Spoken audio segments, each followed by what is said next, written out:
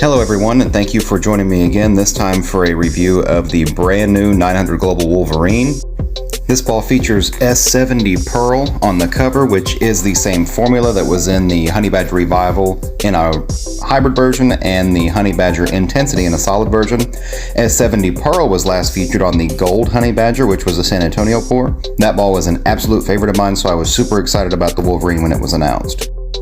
This cover is paired with a high RG, high diff Symmetrical Core, the Lacerate 2.0. The original Lacerate core was featured in the Blue Badger Hybrid, although they have modified the core to bring the differential up and the RG up as well, so it flares a lot more and is a lot stronger overall than the original Badger core was. You'll see some of the shots here. The ball is really long. It's very clean, far down the lane, and it's not just crazy sharp and uncontrollable. It does have a really nice shape to it. It gets further down the lane than, say, a Zen, but it's not near as far down the lane as a High Road or even one of the hyped balls would be. S70 is definitely middle of the road as far as strength. For me, this ball looked excellent from a little bit further right whenever I could feed it to the friction and let it read it, because it wasn't super flippy or jerky. It was relatively smooth for a big pearl ball. When I tried to move in just a little bit, I had a hard time getting it to pick up and finish. You see, I just missed really big right there, and it managed to face up and carry the 10 pin. As I tried to inch left, I had a hard time getting it to pick up in the right spot, and it kind of went long and got behind the head pin, and I would try to shut my angles down and it would be a little too sharp. But as I continued to move left, I could saw on it a little bit and catch it more and get it to pick up and shape really nice. So this is one for me. If I could start right with it, I could probably have moved even a little bit further right and used a weaker hand position and really played it up the lane, or I can get super deep and back off the speed and still get it to tip up and finish. So fairly versatile. Didn't like that sort of in-between spot as much because it was a little too much oil for it to see it in the mid lane the right way, and it was a little not quite enough oil to get it to lay off if I tried to square up just a hair. I'm really excited to see S70 Pearl back on a piece, even though it's not a two-piece asymmetric ball like the original Honey Badger core was. Being a high RG symmetric ball, this is something that I think is going to fit in my bag really well. I love high RG symmetric stuff because I can absolutely slam on it at the bottom and hit it a bunch, and it doesn't see it real early or grab super quick. I have a really easy time hitting on these a lot and still getting them down the lane. I always try to talk about where stuff fits, not only within its own brand, so in this case 900 Global, but in the Storm family of products as a whole.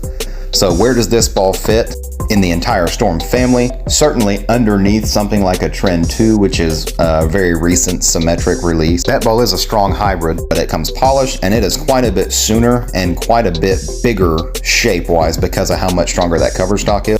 NRG Hybrid on the Trend 2 is much stronger than S70 Pearl here. It's earlier and creates more traction. S70 Pearl for me is just a touch earlier and smoother than R2S Pearl, which I need quite a bit of friction for, and so this cover, S70 Pearl, lets me play on dead fresh or a little bit more oil and still get it to pick up and see it without getting super far down the lane and super behind the head pin. The Badger Hybrid, which featured the first version of this core, was a lot weaker than this ball and actually was something that I liked to play really straight with on tougher stuff. I could hit it with some surface and really keep it in front of me. This is not going to be that piece. This is a lot more dynamic. This shapes a lot more. It's a lot more continuous down the lane. I wouldn't characterize it as sharp, even though it's a high RG Pearl ball. It does blend the back part of the lane really well, but it does not even think about picking up really in the first 20-30 feet. I would be interested to get on the burn or some super late block stuff where there's a lot of friction and see if I could still get this ball to clear. I imagine with the RG being really high and the cover looking really clean on the fresh here, that it would get down the lane and be really nice on some super high friction. This is that quintessential league piece that a lot of pro shop customers ask for when they walk in the door and say they want something that goes long and snaps on the back end. This is the best version of that shape because it's not super jumpy. It goes long and all of its movement is on the back part of the lane, but it's not sharp or snappy. So it does have a big back-ending motion without feeling uncontrollable or so quick that you're gonna 4-9 or split a bunch on your misses. I wouldn't say that it's blendy, but it's very readable for a Pearl symmetric ball. Out of these, I tend to see quite a bit down lane.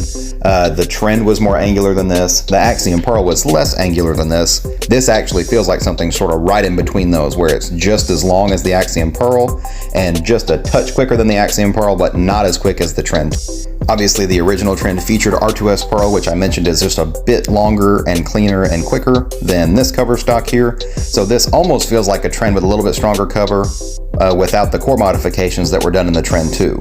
Overall, I really like the motion. My sort of go-to shiny symmetric ball lately has been an Idle Synergy. This is a little quicker and more angular than that, but not a whole bunch. So if the Idle Synergy is a little flat and I'm 10-pinning, or I feel like I can't swing it and get it to come back, this is going to be the next ball that I grab, because it's not quite a shell down, but it is a little more nimble of a core and a little bit sharper of a motion overall. Getting into the comparison here, I decided to compare to the original Zen, the Pearl one. That is a staple in everybody's bag right now. They were impossible to keep in stock when they came out. And overall here with the comparison, you'll see the Zen is a little earlier and a little rounder shape-wise.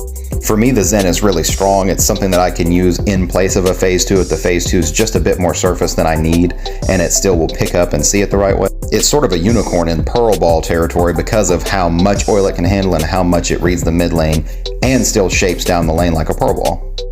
Compared to the Zen, the Wolverine is longer and overall just a touch weaker, but they actually flare about the same. These two are drilled the same, and you can really see how much further down the lane the Wolverine is before it starts. The Zen really hits the mids hard, where the Wolverine floats probably another 4 or 5 feet.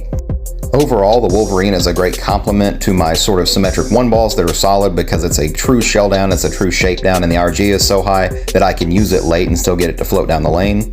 I expect this one to get a lot of use in league and a lot of use out of town if we go bowl some house shot stuff that has a little bit more friction. If you feel like you need that true shell down from your Phase 2 or your Idle Helios, the worldwide release date on this one is December 10th, 2021. Stop by Millennium Bowling Supply to pre-order yours today. As always, thanks so much for watching, and we'll see you next time.